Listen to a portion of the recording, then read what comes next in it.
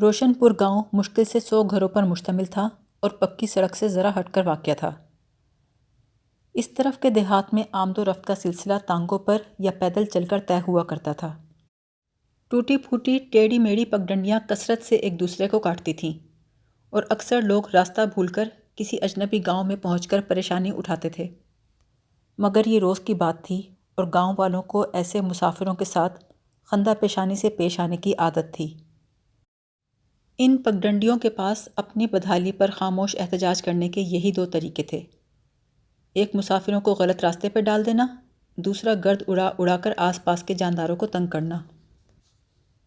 ان پگڈنڈیوں پر سارا دن سورج چمکا کرتا اور دھوپ کی ماری ہوئی وہ بڑی مسکین اور صاف ستھری لیٹی رہتی، مگر ان کی کمینگی اس وقت ظاہر ہوتی جب کوئی سواری ان پر سے گزرتی۔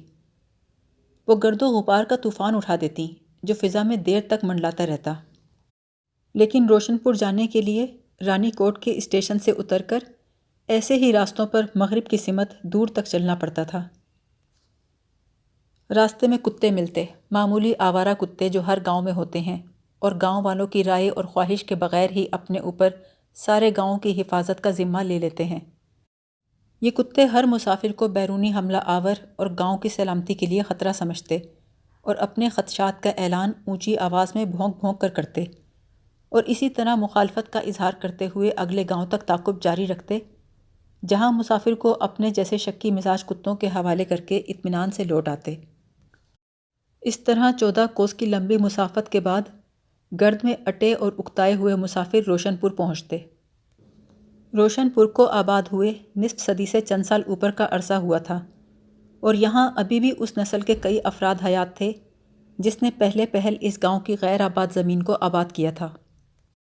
گاؤں کے سکھ کسان پنجاب کے سکھ کسانوں کی طرح کھاتے پہنتے اور پنجابی میں گفتگو کرتے اور مسلمان کسان یو پی کے کسانوں کی طرح رہا کرتے تھے۔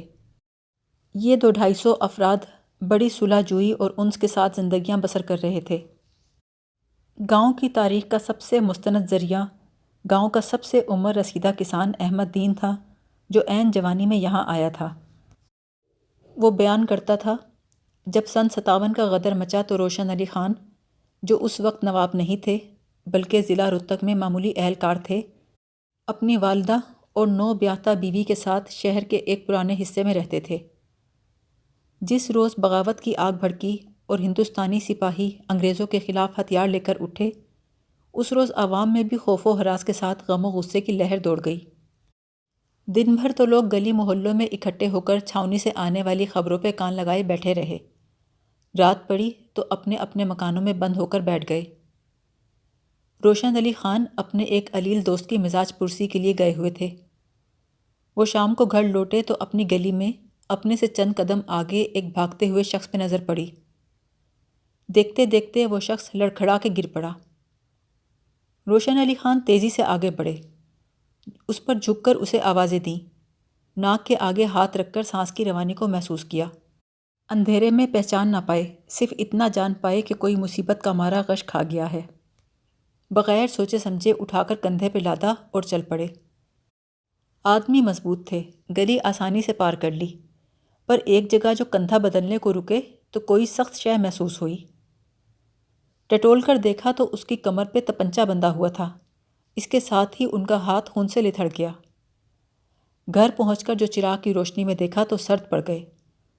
ان کے سامنے سنہری بالوں والا ایک زخمی انگریز پڑا تھا۔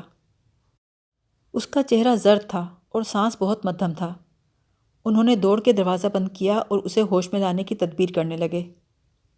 پہلے اس کا لباس تبدیل کیا اور ٹانگ کے زخم پر پٹی باندھی، پھر اپنی ماں کو بلایا۔ ماں نے اس فرنگی کے نزدیک آنے سے انکار کر دیا، مگر روشن علی خان اور اس کی بیوی کی منت سماجت سے زخمی کی دیکھ بھال پر رضامند ہو گئی۔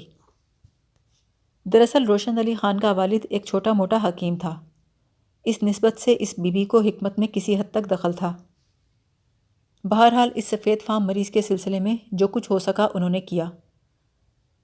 یکا یک گلی میں شور اٹھا، پھر روشن علی خان کے گھر کا دروازہ دھڑا دھڑ کوٹا جانے لگا۔ اس نے کھڑکی سے جھانک کر دیکھا تو ہندوستانی سپاہیوں کی ننگی تلواریں چمکتی ہوئی نظر آئیں۔ گلی میں ہر طرف ہاہاکار مچی تھی۔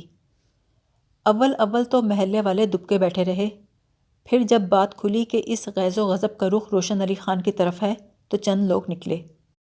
ہندوستانی سپاہیوں نے بتایا کہ چھاؤنی کے کمانڈر کرنل جانسن بھیس بدل کر گھیرے میں سے نکل گئے ہیں اور دلی پہنچنا چاہتے ہیں۔ راستے میں ان کی چند سپاہیوں سے مٹ بھیڑ ہوئی ہے، لیکن وہ ان میں سے 3 کو موت کی نیند سلا کر اور خود تلوار کا زخم کھا کر نکل آئے ہیں۔ اب ان کے خون کی لکیر اس دروازے تک آتی ہے۔ انہیں ہمارے حوالے کیا جائے، ورنہ دروازہ توڑ کر گھر کے مکینوں کو موت کے گھاٹ اتار دیا جائے گا۔ محلے کے سربراہان باغیوں کے غصے کو ٹھنڈا کر کے کسی نہ کسی راستے مکان میں داخل ہوئے۔ اب ہر ایک اپنی پگڑی اتار کر روشن علی خان کے پیروں میں رکھ رہا ہے، منتیں کر رہا ہے، دھمکیاں دے رہا ہے، پر روشن علی خان اپنے اٹل فیصلے پہ قائم ہے کہ جان جاتی ہے تو چلی جائے، ایک زخمی مہمان کو دشمنوں کے حوالے نہ کروں گا۔ آگے کے واقعات احمد دین کے حافظے میں گڑبڑ تھے۔ کبھی وہ کہتا کہ روشن علی خان ایک کندھے پر زخمی مہمان کو اور دوسرے کندھے پر بیوی کو بٹھا کر لڑتا بھڑتا صحیح سلامت نکال کر لے گیا۔ کبھی کہتا کہ روشن علی خان نے ایک سرنگ کھودی جو چھاؤنی میں جا نکلی۔ قصہ مختصر یہ کہ محلے کے سربراہوں اور باغیوں نے جب گھر کا دروازہ توڑا تو صرف ایک بوڑھی عورت کی لاش ملی۔ جب غدر کا خاتمہ ہوا تو کرنل جانسن نے، جو شاہ انگلستان کا قریبی عزیز تھا، روشن علی خان کو دلی دربار میں بلوا بھیجا۔ اس نے ان کو آغا کا لقب عطا کیا اور اپنے دست خاص سے خلعت عطا کی اور کہا، جاؤ اور جا کر جتنی زمین جہاں چاہو گھیر لو، تمہیں عنایت کی جائے گی۔ زمین گھیرنے کے لیے نواب صاحب نے گھوڑے پر سوار ہو کر بڑی دور تک چکر لگایا۔ انہوں نے گھوڑے کی پونچھ کے ساتھ ایک شہد بھرا ٹین باندھ دیا تھا جس کے پیندے میں سوراخ تھا۔ اس سوراخ سے شہد ٹپکتا رہا اور کیڑے مکوڑے اس پر آ کر جمع ہوتے رہے۔ اس طرح قدرتی حد بندی ہو گئی اور روشن پور کی جاگیر جو 500 مربوں پر محیط تھی قیام میں آئی۔ اس کے واحد مالک روشن آغا تھے۔